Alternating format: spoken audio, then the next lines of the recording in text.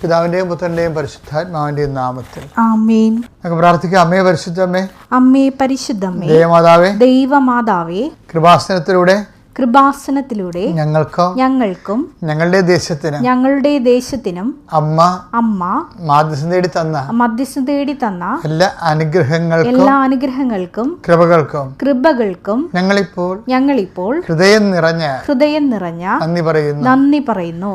അമ്മേ പരിശുദ്ധമ്മേ,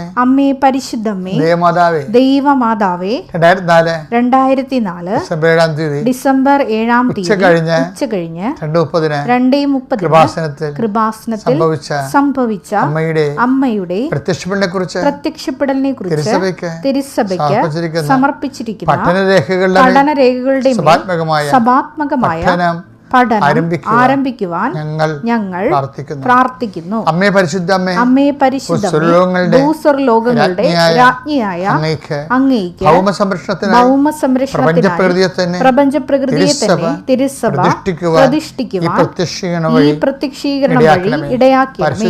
പരിശുദ്ധ അമ്മേ, ജപമാല മാതാവേ, സകല കൃപാസനം പ്രാർത്ഥനകളോടും ചേർത്ത് ഞങ്ങളിപ്പോൾ പ്രാർത്ഥിക്കുന്ന ഈ കുടുംബത്തിന്റെ പ്രത്യേക നിയോഗം.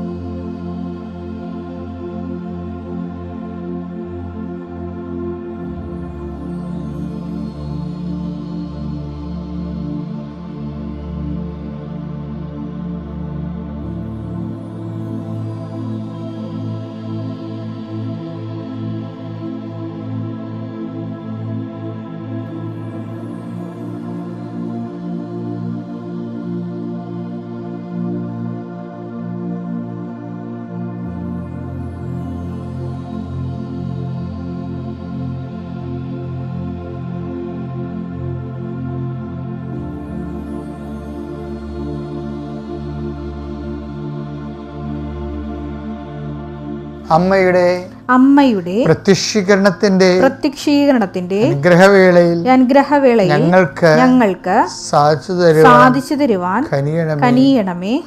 ആമേൻ. വിശ്വാസ പ്രമാണം. സർവശക്തനായ പിതാവും ആകാശത്തിന്റെയും ഭൂമിയുടെയും സൃഷ്ടാവുമായ ദൈവത്തിൽ ഞാൻ വിശ്വസിക്കുന്നു. അവിടുത്തെ ഏകപുത്രനും ഞങ്ങളുടെ കർത്താവുമായ ഈശോമിശിഹായിലും ഞാൻ വിശ്വസിക്കുന്നു. ഈ പുത്രൻ പരിശുദ്ധാത്മാവിനാൽ ഗർഭസ്ഥനായി കന്യകാമറിയത്തിൽ നിന്ന് പിറന്ന് പൊന്തിയോസ് പീലാത്തോസിന്റെ കാലത്ത് പീഡകൾ സഹിച്ച് കുരിശിൽ തറയ്ക്കപ്പെട്ട് മരിച്ച് അടക്കപ്പെട്ട് പാതാളങ്ങളിൽ ഇറങ്ങി മരിച്ചവരുടെ ഇടയിൽ നിന്ന് 3-ാം നാൾ ഉയർത്ത് സ്വർഗത്തിലേക്ക് എഴുന്നള്ളി സർവശക്തിയുള്ള പിതാവായ ദൈവത്തിന്റെ വലതുഭാഗത്തിരിക്കുന്നു. അവിടെ നിന്ന് ജീവിക്കുന്നവരെയും മരിച്ചവരെയും വിധിക്കുവാൻ വരുമെന്നും ഞാൻ വിശ്വസിക്കുന്നു. പരിശുദ്ധാത്മാവിലും ഞാൻ വിശ്വസിക്കുന്നു.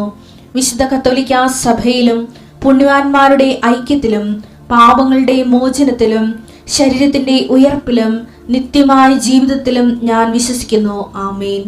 സ്വർഗ്ഗസ്ഥനായ ഞങ്ങളുടെ പിതാവേ, അങ്ങയുടെ നാമം പൂജിതമാകണമേ. അങ്ങയുടെ രാജ്യം വരണമേ. അങ്ങയുടെ തിരുമനസ് സ്വർഗത്തിലെ പോലെ ഭൂമിയിലും ആകണമേ. അന്നു വേണ്ടുന്ന ആഹാരം ഇന്ന് ഞങ്ങൾക്ക് തരണമേ. ഞങ്ങളോട് തെറ്റ് ചെയ്യുന്നവരോട് ഞങ്ങൾ ക്ഷമിക്കുന്നത് പോലെ ഞങ്ങളുടെ തെറ്റുകൾ ഞങ്ങളോടും ക്ഷമിക്കണമേ. ഞങ്ങളെ പ്രലോഭനത്തിൽ ഉൾപ്പെടുത്തരുതേ, തിന്മയിൽ ഞങ്ങൾ രക്ഷിക്കണമേ. ആമേൻ. നന്മ നിറഞ്ഞ മറിയമേ, സ്വസ്തി. കർത്താവ് അങ്ങയുടെ കൂടെ സ്ത്രീകളിൽ അങ്ങ് അനുഗ്രഹിക്കപ്പെട്ടവളാകുന്നു. അങ്ങയുടെ ഉദരത്തിൻ ഫലമായി ഈശോ അനുഗ്രഹിക്കപ്പെട്ടവനാകുന്നു. പരിശുദ്ധ മറിയമേ, തമ്പുരാന്റെ അമ്മേ, പാപികളായ ഞങ്ങൾക്ക് വേണ്ടി ഇപ്പോഴും ഞങ്ങളുടെ മരണസമയത്തും തമ്പുരാനോട് അപേക്ഷിക്കണമേ. ആമേൻ. കർത്താവേ, നിന്റെ വിശുദ്ധ പൗരോഹിത്യത്തെ മഹത്വപ്പെടുത്തണമേ. കർത്താവെ, സഭയിലുള്ള സാന്നിധ്യം പ്രകടമാക്കണമേ. എൻ്റെ അമ്മ പരിശുദ്ധമ്മ ദേവമാതാവേ, ഞാൻ ആർക്ക് വേണ്ടിയാണ് ഇപ്പോൾ പ്രാർത്ഥിക്കുന്നത്? ആ ഭവനങ്ങളിലേക്ക് സഞ്ചാരി മാതാവ് സമയത്തിൻ്റെ അധികാരി കടന്നു ചെല്ലണമെന്ന് പ്രാർത്ഥിക്കുന്നു. ദൈവത്തിൻ്റെ കണ്ണിനെ ആവശ്യിക്കട്ടെ. പല വിഷയങ്ങൾ കാരണം മനസ്സുകൊണ്ട് തളർന്നിരിക്കുന്നവരെ കർത്താവ് ആരിപ്പോയിനെ ചൂടാക്കുകയും വാടിപ്പോയി നനച്ചു കുളിപ്പിക്കുകയും ചെയ്യുന്ന ദൈവത്തിൻ്റെ പരിശുദ്ധാത്മാവ് നിങ്ങൾ ബലം പ്രാപിക്കട്ടെ എന്ന് പ്രാർത്ഥിക്കുന്നു. കർത്താവെ, മുക്കിരിടം പോരാ കുടുംബത്തിൽ ഒത്തിരി ഭാരങ്ങൾ ഒരുമിച്ച് വഹിക്കുന്ന അനേകം മക്കളുണ്ട്. പെങ്ങന്മാരെ കല്യാണം കഴിപ്പിക്കേണ്ട ഭാരങ്ങൾ, അതുപോലെ തന്നെ കഴിച്ചുവിട്ട ഭവനത്തിൽ വന്ന് നിൽക്കുന്നവരുടെ ഭാരങ്ങൾ, അവിടുന്ന് വിവാഹം പെശകി വീട്ടിൽ വന്ന് നിൽക്കുന്നവരുടെ ഭാരങ്ങൾ, അത് കാരണം ആമക്കളുടെ കല്യാണം നടക്കാത്ത അവസ്ഥകൾ, ഇങ്ങനെ എണ്ണിയാലൊരുങ്ങാത്ത സങ്കടങ്ങളുമായി അങ്ങയുടെ മക്കൾ അങ്ങയുടെ ദിവസം കണ്ണീരോട് നിൽക്കുന്ന കർത്താവേ, ഈ ഒറ്റ പ്രാർത്ഥന കൊണ്ട് ഈ കുടുംബങ്ങളെ നീ ആശീർവദിക്കണം. എൻ്റെ കർത്താവ്, ഇന്നുമായ നാമത്തിൽ സഭയുടെ അധികാരത്തിൽ കുരിശിൻ്റെ അടയാളത്തിൽ ദൈവശക്തിയെ നീ അനുഗ്രഹിക്കപ്പെടട്ടെ. പരസ്പരം പല പല വിഷയങ്ങളുള്ള കാരണം അങ്ങോട്ടും ഇങ്ങോട്ടും പിന്തുണച്ചും ക്യാൻവാസ് ചെയ്തും പശുവിലാക്കിയും ഗ്രൂപ്പിസം ഉണ്ടാക്കിയും കുടുംബത്തിൽ പോരുണ്ടാക്കുന്ന, പൗശന്യമുണ്ടാക്കുന്ന, മത്സരമുണ്ടാക്കുന്ന അവസ്ഥകൾ യേശു ക്രിസ്തു നാമം നീങ്ങിപ്പോട്ടെന്ന് കൽപ്പിക്കുന്നു. അമ്മേ, പരിശുദ്ധമ്മ, ദേവമാതാവേ, ഈ പ്രാർത്ഥന കേൾക്കുന്ന എല്ലാവരിലേക്കും ദൈവത്തിൻ്റെ പരിശുദ്ധാത്മാവ് അവർക്ക് അനുഭവവേദ്യമാകേണ്ട പ്രാർത്ഥിക്കുന്നു. കർത്താവെ, കുഞ്ഞുങ്ങളെക്കുറിച്ച് വേദനപ്പെടുന്നവർ, അവരുടെ സ്വഭാവ ദൂഷ്യങ്ങൾ, ഇനി ലീവ് തുടങ്ങാൻ ഈ കുഞ്ഞുങ്ങളെ എവിടെ കൊണ്ടേ ഒതുക്കുമെന്നറിയാൻ പല വിഷമിക്കുന്ന മാതാപിതാക്കന്മാരുണ്ട്. പല പല വിഷയങ്ങളിൽ കുടുങ്ങിക്കിടക്കുന്ന പിള്ളേരുണ്ട്. പിള്ളേർക്കാണെങ്കിൽ അവിടെ കൗമാര പുസ്തകങ്ങളിൽ കൃത്യമായിട്ടുള്ള ഗൈഡൻസ് കിട്ടാത്ത കാരണം ലക്കിൽ ലഗാനുമില്ലാതെ അപ്പനെയും അമ്മനെയും അറിയാതെ ജീവിക്കുന്ന സ്നേഹമില്ലാത്ത മക്കളുണ്ട്. അവരെല്ലാം നീ ആശീർവദിക്കണമെന്ന് പ്രാർത്ഥിക്കുന്നു. കർത്താവെ, ഈ ഒറ്റ ആശീർവാദത്തെ കുഞ്ഞുങ്ങളെ നീ ഏറ്റെടുക്കണമെന്ന് പ്രാർത്ഥിക്കുന്നു. എൻ്റെ കർത്താവിന് ഉന്നതമായ നാമത്തിൽ സഭയുടെ അധികാരത്തിൽ കുരിശിൻ്റെ അടയാളത്തിൽ ദൈവശക്തി ഒരു മനുഷ്യപ്പറ്റിയില്ല സംസാരിക്കുന്നുണ്ട് ഈശോയെ. ഒരു മനുഷ്യപ്പറ്റിയില്ല കാര്യങ്ങളെ കൈകാര്യം ചെയ്യുന്നുണ്ട് ഈശോയെ.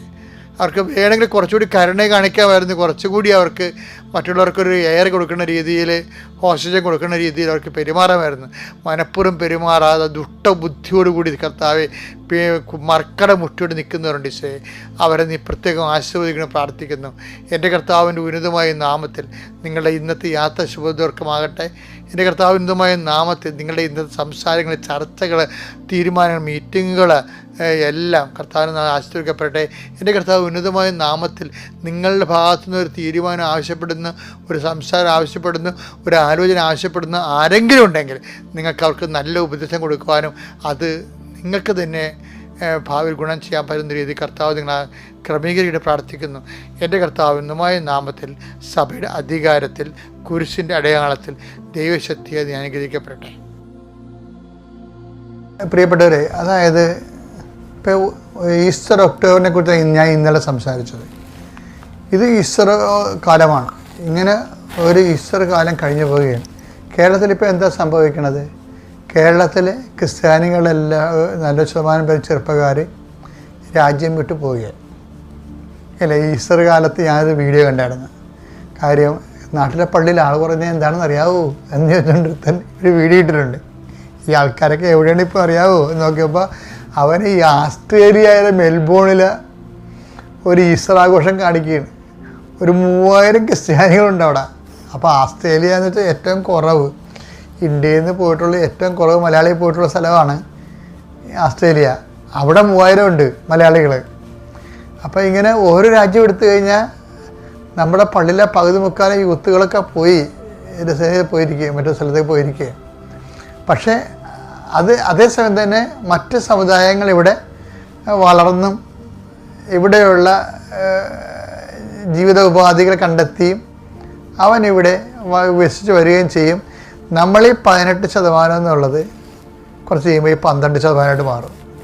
ശതമാനം കൂടിയാൽ കുറഞ്ഞല്ല പ്രശ്നം. നമ്മൾ ചെയ്യേണ്ട വിഷയം എന്ന് വെച്ചാൽ നമുക്കിതൊന്നും ഒരു പ്രശ്നമേ അല്ല. കാലാകാലങ്ങളിൽ മനുഷ്യന്മാർ അങ്ങോട്ടും ഇങ്ങോട്ടും പോയി ജീവിത മാർഗങ്ങൾ തേടുകയും അന്വേഷിക്കുകയും അവിടെ വേറുറപ്പിക്കുകയും ഒക്കെ ചെയ്യണ എല്ലാം ലോകക്രമത്തിൻ്റെ ഭാഗമാണ്. അപ്പോൾ അതല്ല പ്രശ്നം.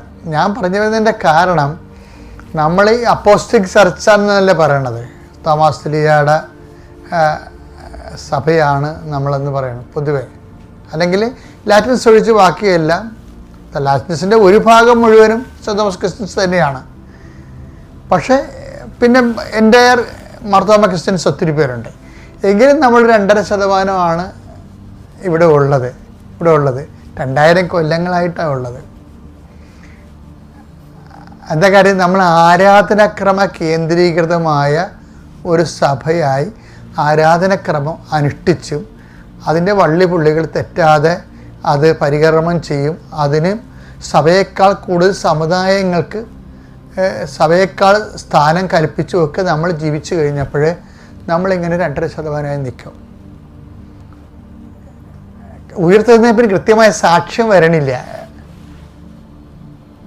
അതിനെന്ത് ചെയ്യണം? അതിന് നിഷേധിക്കാനാവാത്ത അടയാളം വേണം. പാരമ്പര്യം മാത്രം പോരാ, സഭയിൽ നിഷേധിക്കാനാവാത്ത നമുക്ക് അതിനറിയണമെങ്കിലേ ആദിമസഭ എങ്ങനെ പെട്ടെന്ന് വളർന്നെന്ന് കിടപ്പുണ്ടല്ല. എൻ്റെ പ്രിയപ്പെട്ടവർ, അതായത് ഈ മുടന്തന് സൗഖ്യം കൊടുത്തതിനെ കുറിച്ചുള്ള ഡിസ്പ്യൂട്ടാണ് ഇപ്പോൾ വായിച്ചതിൻ്റെ ഭാഗമായിട്ട് വരണത്. അപ്പോൾ മുടന്തൻ്റെ ആ അടയാളം കണ്ടു കഴിഞ്ഞപ്പോൾ ജനങ്ങളുടെ റെസ്പോൺസ്, പ്രത്യേകിച്ച് സഭയുടെ പ്രതിയോഗികളുടെ റെസ്പോൺസ് എന്താ? നടപടി പുസ്തകം അത് 4:16 വായിച്ചേ. ഈ മനുഷ്യരോട് അതെ, അപ്പോസ്തലന്മാരോട്, അതെ, നാം എന്താണ് ചെയ്യുക? അധികാരികൾ എന്താണ് ചെയ്യുക? ഇവർ വഴി ശ്രദ്ധേയമായ ഒരടയാളം സംഭവിച്ചിരിക്കുന്നു എന്നത് ജെറുസലേം നിവാസികൾക്കെല്ലാം വ്യക്തമായി അറിയാം. അപ്പൊ ജനങ്ങൾക്ക് വ്യക്തമായ അടയാളം വേണം സഭ വളരണമെങ്കിൽ. ജനങ്ങൾക്ക് വ്യക്തമായ അടയാളം കിട്ടിയാൽ സഭ വളരും. അതെന്താണ്? ശ്രദ്ധേയമായിരിക്കണം ആ അടയാളം. എന്നുവെച്ചാൽ ഒരു സാധാരണ അല്ല, ശ്രദ്ധേയമായ ഒരു അടയാളങ്ങൾ സഭയിൽ ഉണ്ടാകാൻ സാധ്യതയുണ്ട്. ഇപ്പോൾ ശ്രദ്ധേയമായ അടയാളം ക്രിസ്തുവിനെക്കുള്ള കൈമാറ്റത്തിന് നമ്മളെ സഹായിക്കും. നിങ്ങളെല്ലാവരും ഈ ഈസ്റ്റർ ഒക്ടോബറിൻ്റെ കാലത്ത് പ്രാർത്ഥിക്കേണ്ടത്, ദൈവമേ എന്നെ സുവിശേഷമാക്കണമേ, എന്നെ സുവിശേഷമേകാനുള്ള അപ്പോസ്തലനാക്കണമേ എന്ന് പ്രാർത്ഥിക്കുമ്പോൾ ദൈവം നിന്നിലൂടെ മറ്റുള്ളവർക്ക് വിശ്വാസം കൈമാറാനുള്ള സ്വർഗത്തിൻ്റെ അടയാളങ്ങൾക്ക് നിന്നെ മാറ്റും. ഞാൻ അങ്ങനെയാണ് പണ്ട് ക്രിസ്തുവിനെ അറിയാത്തവരെ അറിയിക്കണേ കർത്താവേ, എന്നിലൂടെ അറിഞ്ഞവരെ ആഴപ്പെടുത്തണമെന്നൊക്കെ പറഞ്ഞ് ഞാൻ കടലിൽ പോവുക. 10 പേര് ഞാൻ കടലിൽ പോയിട്ടുണ്ട്. കടലൊക്കെ ഉള്ള ആൾക്കാരെ ബോട്ടിൽ കയറി കുമ്പസാരിപ്പിച്ചിട്ടുണ്ട്. അതെന്ന് വെച്ചാൽ ക്രിസ്തു ഉയർത്തെഴുന്നേറ്റു എന്നുള്ളതേ നമ്മൾ അൾത്താറയിൽ മാത്രം ഒരു ആചാര അനുഷ്ഠാന വിഷയമാക്കിയിട്ട് ഈ സഭ 4000 കൊല്ലം ഇവിടെ ജീവിച്ചിട്ടും നമുക്ക് സഭയെ വളർത്താൻ പറ്റത്തില്ല. അതുകൊണ്ട് മാത്രം അത് നമുക്ക് വിശ്വാസ ജീവിതത്തിന് അനിവാര്യ ഘടകമാണ്. ആഹാരം പോലെയാണ് ആരാധനക്രമം. പക്ഷേ അതേസമയം തന്നെ ആഹാരം കഴിച്ചിട്ട് ചുമ്മാ അങ്ങനെ ഇരുന്നാൽ കൊളസ്ട്രോൾ പിടിക്കത്തില്ലേ? ആഹാരം കഴിക്കുന്നത് വ്യായാമം എടുക്കണ്ടേ? ആ പണിയെടുക്കണം. എന്ത് പണിയെടുക്കണം? കർത്താവിനെ അറിയിക്കണം, അറിഞ്ഞവരെ ആഴപ്പെടുത്തണം. അങ്ങനെ സഭയിൽ ക്രിസ്തു ഉണ്ടെന്നുള്ളത് ആൾക്കാരറിയണത് സഭ ക്രിസ്തുവിൻ്റെ കൂദാശയാണെന്നൊക്കെ പറഞ്ഞ് എയർ കണ്ടീഷൻ റൂമിലൊക്കെ ഇരുന്നുകൊണ്ട് നമുക്ക് സെമിനാർ നടത്താൻ എളുപ്പമാണ്. പക്ഷേ കൂദാശയാണെന്ന് വെച്ചാൽ മറ്റുള്ളവർക്ക് കാണപ്പെടാത്ത ദൈവപ്രസാദം നമുക്ക് ലഭിക്കാൻ ഈശോമിശിഹാ സ്ഥാപിച്ച കാണപ്പെടുന്ന അടയാളമായിട്ട് നമ്മൾ മാറണമെങ്കിൽ സഭയിൽ ക്രിസ്തു ഇന്നും ജീവിക്കുന്നതെന്ന് മറ്റുള്ളവർക്ക് മനസ്സിലാകണം. അവർക്ക് അതിൻ്റെ ക്രിസ്തുവിൻ്റെ ആനുകൂല്യം കിട്ടണം, ആശ്വാസം കിട്ടണം, ആത്മശക്തി കിട്ടണം, നിലനിൽപ്പ് കിട്ടണം, അതിജീവനം കിട്ടണം. അതുപോലെ തന്നെ അങ്ങനെ കിട്ടിക്കഴിയുമ്പോൾ ക്രിസ്തു സഭയിലുണ്ട്, സഭ ക്രിസ്തുവിൻ്റെ കൂദാശയാണെന്ന് മനസ്സിലാകും. അപ്പോൾ ആരാധനാക്രമത്തിൻ്റെ വെളിയിൽ ഒരു കൂദാശവൽക്കരണത്തിൻ്റെ സാധ്യതയാണ് മിഷൻ പ്രവർത്തനം നമുക്ക് നൽകണത്. നമ്മൾ 4000 കൊല്ലവും അൾത്താരയിൽ തന്നെ താമസിച്ചാൽ അങ്ങനെ താമസിക്കാൻ പറ്റും. പക്ഷേ നമ്മുടെ നിത്യരക്ഷയ്ക്ക് അത് സഹായകമാണ്, ഉപകരിക്കും. പക്ഷെ മറ്റുള്ളവരുടെ നിത്യരക്ഷ നമ്മൾ ഏൽപ്പിച്ചിട്ടുണ്ട്. അതുകൊണ്ടാണ് കർത്താവ് പറയുന്നത് നാവടക്കുക പണി ചെയ്യുക. 11 പേരെയും പ്രത്യക്ഷപ്പെട്ടിട്ട് എന്താ പറഞ്ഞത്? നിങ്ങൾ പുറത്തേക്ക് പോവുക, ഞാൻ ഉയർത്തെഴുന്നേറ്റു എന്നുള്ളതാണ് സുവിശേഷം. ഞാൻ നേടിയെടുത്ത നിത്യരക്ഷ അവർക്ക് അവകാശമോഹര്യമാകും, അനുഭവേദ്യമാകും. അതുകൊണ്ട് ഉയർത്തെഴുന്നേൽപ്പിൻ്റെ സന്ദേശം കൈമാറണം ജീവിതത്തിലൂടെ. അങ്ങനെ ഒരു ബോധം നമുക്ക് വന്ന് നമ്മൾ ജീവിക്കാൻ തുടങ്ങിയാൽ നമ്മൾ വാല്യൂ ആഡഡ് ആയിട്ടുള്ള മൂല്യവർദ്ധിതമായിട്ടുള്ള വിശ്വാസികളായി മാറും, ദൈവതിരുസന്നിധി സമ്പന്നരായി മാറും. അപ്പോൾ പിന്നെ നമുക്ക് അധികം നമ്മുടെ കാര്യത്തിന് വേണ്ടി പ്രാർത്ഥിക്കേണ്ടി വരത്തില്ല. കാര്യം എന്താണ്? നമ്മൾ ദൈവത്തിൻ്റെ ആളല്ലോ, ദൈവത്തിന് അറിയാമല്ലോ. അപ്പോൾ അതിനെ സംരക്ഷിക്കുകയും വളർത്തുകയും നിലനിർത്തുകയും ചെയ്യേണ്ട ദൈവത്തിൻ്റെ ചുമതലയല്ലേ. അപ്പോൾ നമ്മുടെ വളർച്ച ദൈവത്തിൻ്റെ ഒരു വിഷയമായിട്ട് നമ്മൾ മിഷനായിട്ട് ഉയർത്തിക്കൊണ്ട് വരണം. മനസ്സിലായില്ലേ? നമ്മുടെ ദൈവത്തിന് വേണ്ടിയുള്ള നമ്മുടെ മിഷനിലൂടെ നമ്മുടെ വളർച്ച ദൈവത്തിൻ്റെ മിഷനായിട്ട് ഉയർത്തിക്കൊണ്ട് വരണം. Thank you.